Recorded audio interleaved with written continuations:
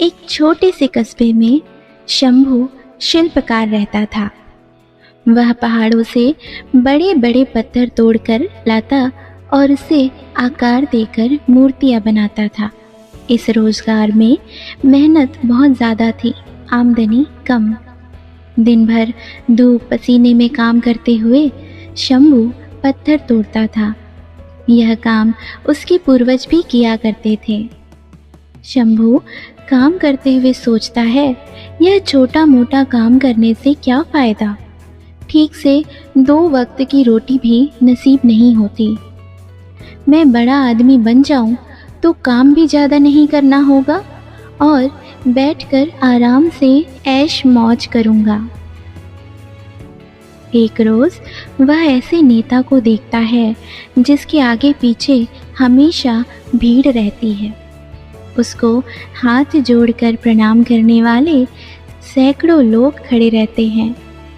शंभू ने नेता बनने की ठान ली। कुछ दिनों में वह नेता बन गया। नेता बनने के बाद जब वह एक रैली कर रहा था, धूप काफ़ी तीव्र थी। धूप की गर्मी वह सहन नहीं कर पाया और बेहोश होकर वहीं गिर गया। होश आने पर उसने पाया वह बिस्तर पर लेटा हुआ है। बिस्तर पर लेटे लेटे वह सोचने लगा कि नेता से बलवान वह सूर्य है जिसकी गर्मी कोई सहन नहीं कर पाता। मुझे अब सूर्य बनना है। कुछ दिनों बाद वह सूर्य भी बन गया।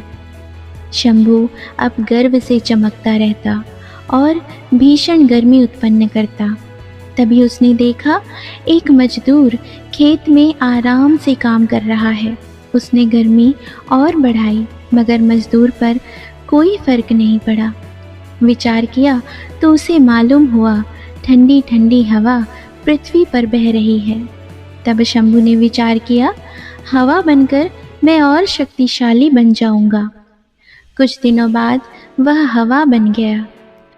हवा बनकर वह इतराता इठलाता इधर उधर घूमने लगा। अचानक उसके सामने विकराल पर्वत आ गया जिसके पार वह नहीं जा सका। तब उसने सोचा, मैं इससे भी बड़ा पर्वत बनकर रहूंगा। कुछ समय बाद वह विशालकाय पर्वत बन गया। अब उसे अपने आकार और शक्तिशाली होने का घमंड हो गया। कुछ दिनों बाद उसे छेनी हथौड़ी की आवाज़ परेशान करने लगी। वह काफ़ी परेशान हो गया। उसकी आवाज़ इतनी कर्कश थी जो उसके शरीर को तोड़े जा रही थी। आँख खुली तो उसने देखा एक शिल्पकार उसके पर्वत को तोड़ रहा है।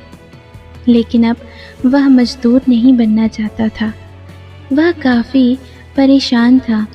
नींद खुली तो उसने आईने में पाया, वह जो विशाल पर्वत को भी तोड़ने का साहस रखता है वह तो स्वयं वही है।